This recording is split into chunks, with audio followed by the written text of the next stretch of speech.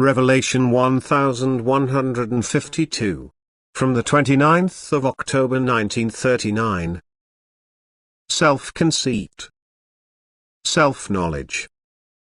This is man's worst enemy, that his self-conceit does not leave him, because he is in such condition without self-knowledge.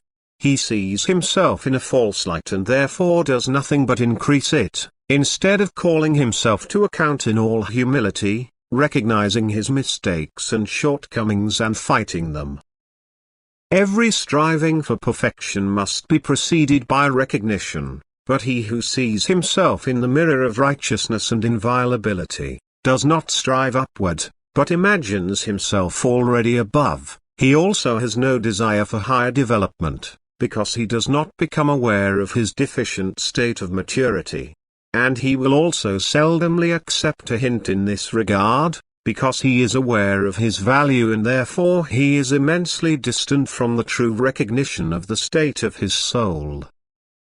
And it will therefore be very difficult to make clear to a man convinced of the value of his personality, the necessity of striving for perfection, because he will always find this with his fellow men, but never with himself. He does not recognize his own greatest fault and thus finds it difficult to find the way to knowledge.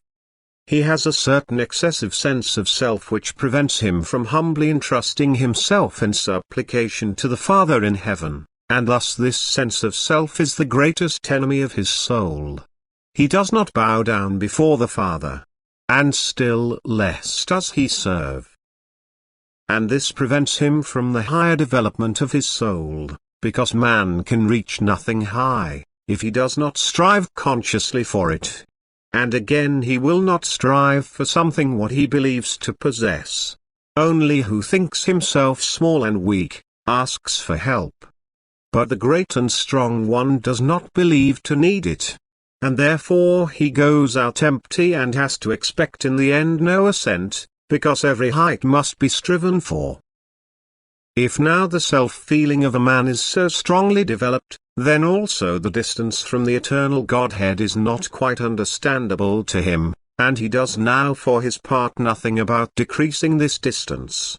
On the contrary, he allows the earthly world to influence him so that the distance from God becomes more and more apparent, because he believes himself to be so knowledgeable that he rejects everything that is offered to him for the salvation of his soul, always starting from the point of view of his inviolability and his value.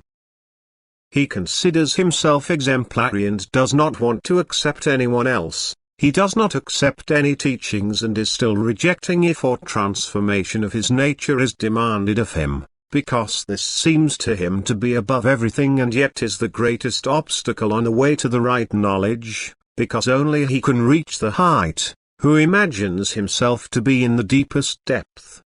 Because the latter asks God intimately for his help, which is lovingly granted to him by the Father, while the latter does not believe himself to be so needy as to ask for the Father's help, and thus also cannot reach the top without any help.